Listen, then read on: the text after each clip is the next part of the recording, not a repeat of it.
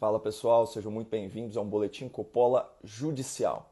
É isso mesmo. Eu acabo de impetrar um mandado de segurança no Supremo Tribunal Federal contra a censura promovida pelo presidente do Congresso, o senhor Rodrigo Pacheco.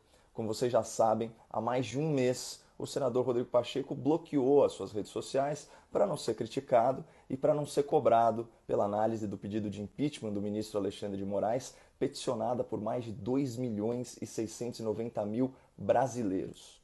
Mas além da covardia política e da falta de espírito público, esse ato autoritário do senador Rodrigo Pacheco é ilegal e inconstitucional.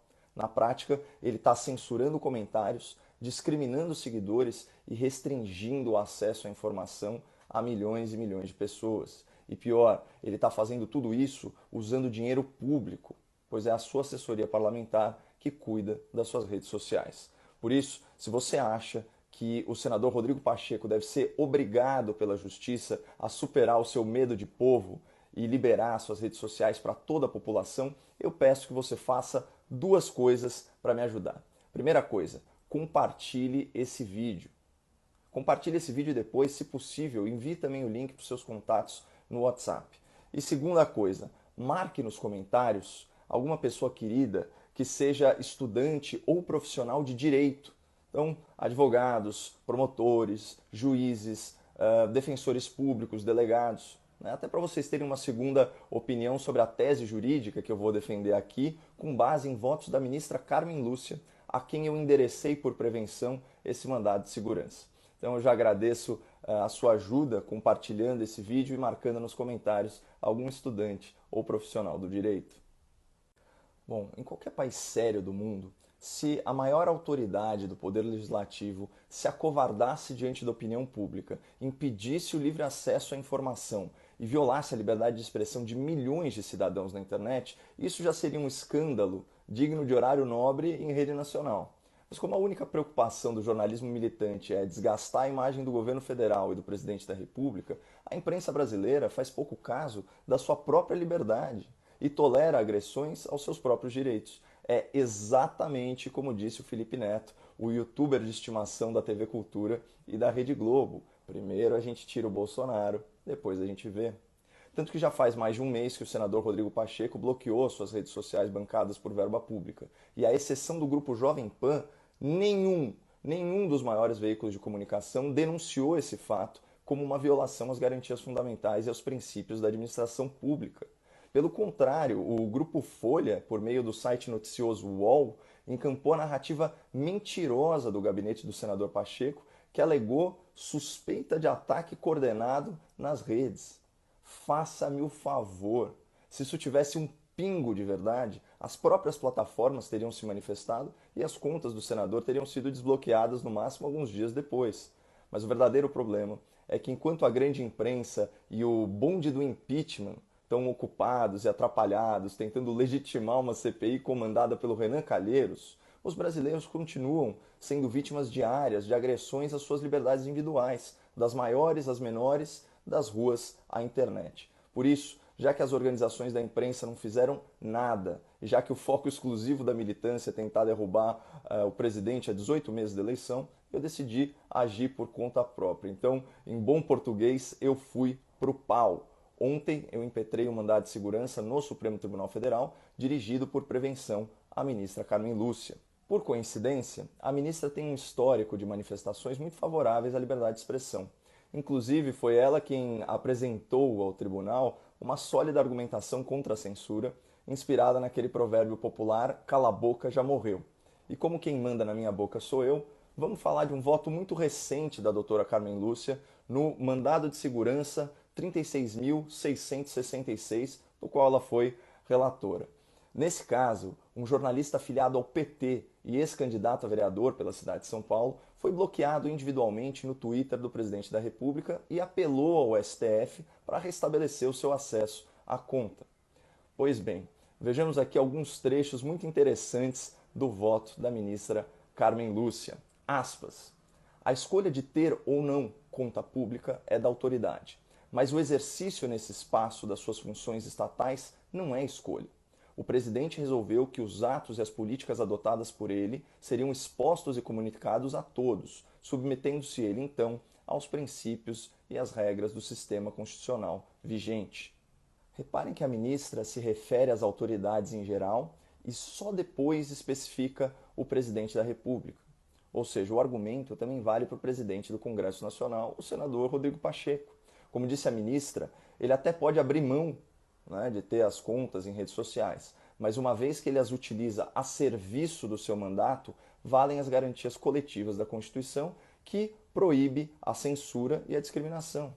E é disso que a doutora Carmen Lúcia trata nesse outro trecho aqui. A exclusão e o silenciamento impostos ao cidadão brasileiro de um fórum público de debates administrado pelo presidente manifesta decisão política sumária de viés censório, anti-isonômica e contrária aos artigos 5º e 220 da Constituição. O que isso significa? Que cada seguidor de uma autoridade pública deve ser tratado da mesma forma, porque o texto constitucional estabelece que todos os cidadãos são iguais perante a lei e que a censura é inadmissível. Ou seja, o senador Rodrigo Pacheco não pode ser criticado só por quem ele autoriza. E ele também não pode se manifestar só para quem ele quer, né? Ele não pode discriminar seguidores e escolher o seu público fechando a sua conta para mim e para milhões de brasileiros simplesmente porque tem medo da opinião pública. Aí alguém pode até argumentar, tá, mas se a conta é pessoal e está em uma plataforma privada, ele não pode fazer o que bem entende no seu Twitter, no seu Instagram, no seu Facebook? Não. Como autoridade pública, ele não pode. É como explica a ministra Carmen Lúcia nesse outro trecho. A utilização de conta no Twitter pelo presidente tem o objetivo de divulgar e promover o debate de questões públicas de interesse geral da nação, revestindo-se por isso de oficialidade e responsabilidade, extrapolando a esfera pessoal. Ou seja, é a finalidade da rede social da autoridade que determina se a sua natureza é privada ou oficial. Por exemplo, o presidente do Senado, Rodrigo Pacheco, teria todo o direito de ter um Instagram fechado para o seu círculo de amigos, de colegas e familiares com postagens de caráter pessoal.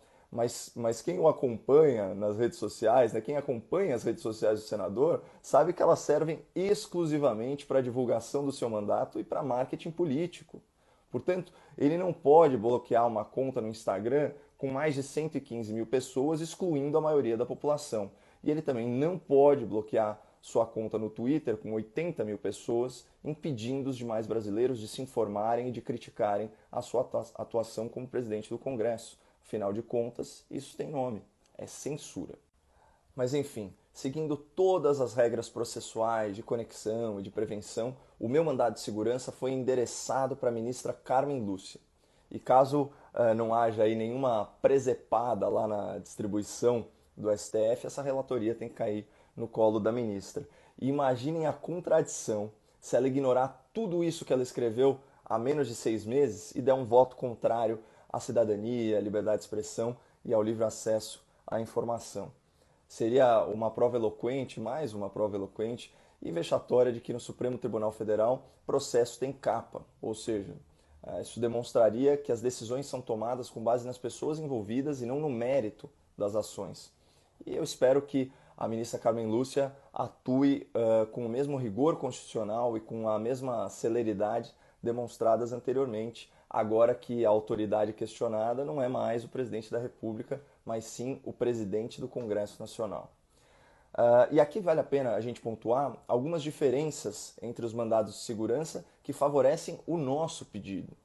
Por exemplo, naquela ação movida pelo jornalista petista, ele alegou que foi bloqueado individualmente no Twitter do presidente Bolsonaro. Na prática, isso significa que ele ainda poderia ter acesso às postagens públicas caso se desconectasse da sua conta pessoal e navegasse de forma anônima pela plataforma. Então, em outras palavras, ele não perdeu acesso à informação, ele perdeu o direito de criticar. No caso do presidente Pacheco, como as contas públicas foram tornadas privadas repentinamente, quem não seguiu o senador perdeu os dois direitos de acessar as informações do mandato e de criticá-lo. E nesse caso não se trata de apenas um jornalista indignado, mas de milhões e milhões de brasileiros que foram excluídos do que a ministra Carmen Lúcia chamou poeticamente de praça virtual, para depois dizer que, aspas, a praça é do povo. Uma outra diferença fundamental é que, preservando o sigilo da fonte, que é uma prerrogativa minha como profissional da imprensa, eu consegui provar que são os assessores do senador Rodrigo Pacheco que gerenciam seus perfis de Instagram, Twitter e Facebook. Ou seja, as contas do presidente Pacheco nessas plataformas privadas são administradas por servidores públicos remunerados por verba pública, o que tira qualquer dúvida sobre a natureza das redes sociais do senador. Elas não são ferramentas pessoais, mas sim um canal oficial do seu mandato, que está sujeito aos princípios constitucionais da impessoalidade e da publicidade, conforme o artigo 37.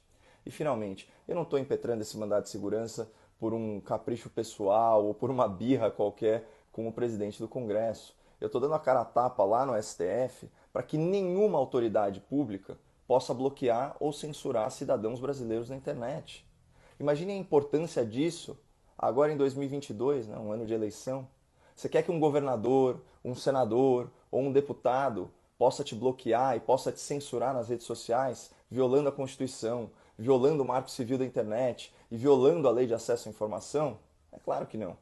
Por isso, no meu mandado de segurança, eu peço que o plenário do Supremo dê repercussão geral para a sua decisão sobre o meu caso e determine que nenhuma autoridade pública com conta oficial em rede social possa se comportar de maneira covarde, censora e antirrepublicana, como fez o senador Rodrigo Pacheco.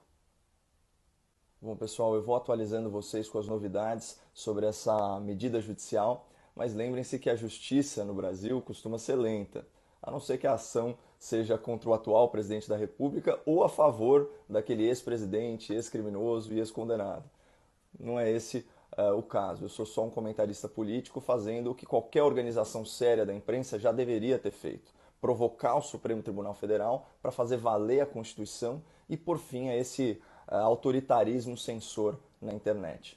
Aliás, meus mais sinceros agradecimentos ao Dr. Paulo Faria, que ofereceu seus inestimáveis serviços para me ajudar nessa causa nobre e nessa luta tão justa. E se, assim como a gente, você também não perdeu a esperança no Brasil e acha que político tem obrigação de informar e de aguentar críticas, por favor, compartilhe esse vídeo. Muito obrigado e fiquem com Deus.